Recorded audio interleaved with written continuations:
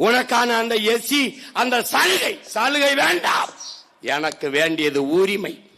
இடஒதுக்கீடு கொடுக்கிறவன் நீ யாரா? நீ உட்கார்ந்து கடமை. நான் போட்ட பிச்சடா.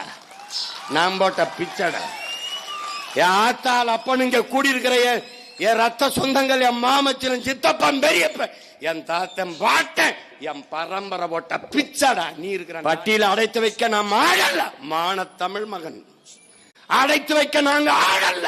ஆண்ட பரம்பரை, பெருமை மிக்க பேரினத்தின் மக்கள். நீ உலகத்துக்கு பொதுமறை தந்த வள்ளுவ பெருமகனாரு பறையண்டாண்டா. அந்த திமிர்ல தெரியும்டா நீ.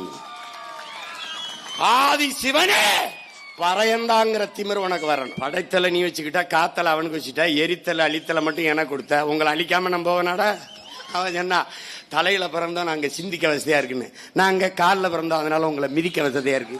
எப்படி ஒரு சேட்டக்காரன் சிவகங்கையில இருந்து கிளம்பி வருவான்னு நீ நினைக்கல தம்பி. உயிருக்கு பயந்து ஓடி ஒழிகிற கோழை கூட்டத்திலிருந்து வந்ததில்லை.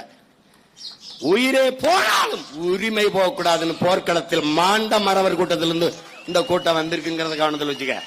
₹10 காசு கொடுக்காம, குவார்டர் கொடுக்காம இப்படி கூடி நிக்கிற கூட்டத்தை காட்டுறா, ஒருத்தனுக்கு காட்டுறா.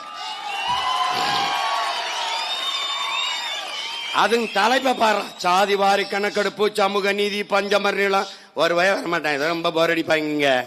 அந்த காலத்து வயலும் வாழ்வு மாதிரிமா உட்கார்ந்துருப்பான். நான் என்ன பேசுறேனோ அந்த கருத்தை உள்வாங்கி கைதட்டுவான், ஆர்ப்பரிப்பான். பேசிக்கிட்டு இருக்கும்போது ஹுய்யோ ஹுய்யோ ஹுய்யோன்னு ஊழையிடுற கூட்டம் கிடையாது இது. அதனாலதான் என்ன சொல்றான், இது தத்துவ கூட்டம், தற்குறி கூட்டம் அல்லங்கிற. அறிவு, அறம், வீரம் கொண்டு வார்த்தெடுக்கப்பட்ட மானத்தமிழ் மறவர் கூட்டம் அங்க இருக்கிறது. ஒவ்வொருத்தனும் பெருந்தோட்டா வெடிச்சான்னா இடங்காலி ஆயிரும். பாத்துக்க. இது நம்ம சபையொலி, சாமானியனின் வலியை உறக்க சொல்லும் வலையொலி.